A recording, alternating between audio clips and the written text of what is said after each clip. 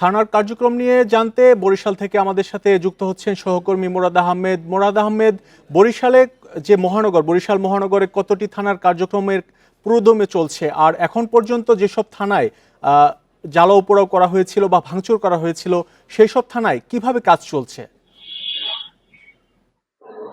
প্রিয় number set করে বিকাশে সেন্ড মানি করুন ফ্রি।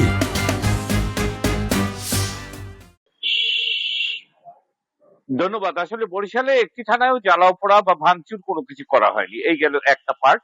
যার ফলে যেটি ছিল সেটি হলো ইমেজ সংকট পুলিশের। তো ইমেজ সংকটের কারণে তারা মুখোমুখি হতে পারেননি জনতার। কতগুলা হইচই হাঙ্গামা মারামারি হয়ে গেছিল। তো সেক্ষেত্রে পুলিশ খুব দাপটের ভূমিকাও ছিল। তো থাকার ফলে যেটি হয়, বিজয় হয়েছে জনতার। তো সেক্ষেত্রে তারা দূরত্ব বজায় রেখেছিলেন।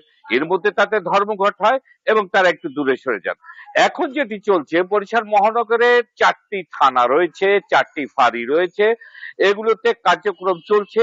এবং কার্যক্রম যেটি চলছে সেটি হচ্ছে যে থানাগুলোতে অবশ্যই সেখানে আমরা দেখতে পেয়েছি সেনাবাহিনীর উপস্থিতি, এবং সেনাবাহিনীর এক সেকশন করে সেনাবাহিনীর সদস্যদের প্রত্যেকটি থানায় দেওয়া হয়েছে পুলিশি নিরাপত্তা এবং সার্বিক নিরাপত্তার জন্য।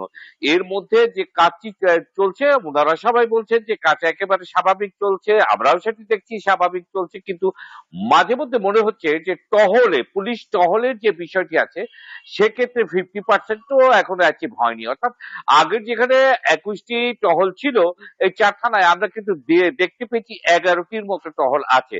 তো এই কথাটি অবশ্য পুলিশ কমিশনার যেটি বলেছেন যে তারা পর্যায়ক্রমে সবকিছুই স্বাভাবিক হয়ে যাবে এবং সবকিছু করে নেবেন। এদিকে বৃষ্টির একটা দাপট রয়েছে বরিশালে।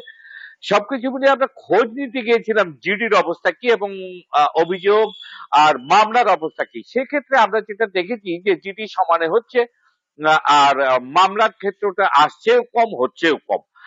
তো সেক্ষেত্রে নগণ্য এই হচ্ছে মেট্রোপলিটন পুলিশের অবস্থা। মেট্রোপলিটন পুলিশের এই 4টি থানা এবং 4টি ফাঁড়িতে আমরা যদি জনবল দেখি, এখানে 560 জন জনবল রয়েছে, এদের উপস্থিতি সমানে সমান রয়েছে।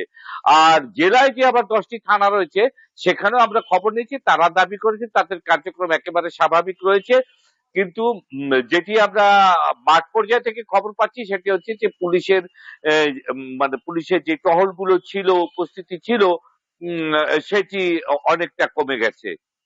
এই আর এখন ওনারা যেটি বলছেন যে আসলে অনেক পুলিশের অনুপস্থিতিকে ঘাটতিটাকে পূরণ করে নিচ্ছেন তারা সিসি ক্যামেরার মনিটরিং জোরদার করার মাধ্যমে। এই হচ্ছে বরিশালের থানার কার্যক্রমের সর্বশেষ অংশ। বরিশালেও থানার কার্যক্রম স্বাভাবিক হচ্ছে, সেই খবর জানাচ্ছিলেন সহকর্মী মোরাদ আহমেদ।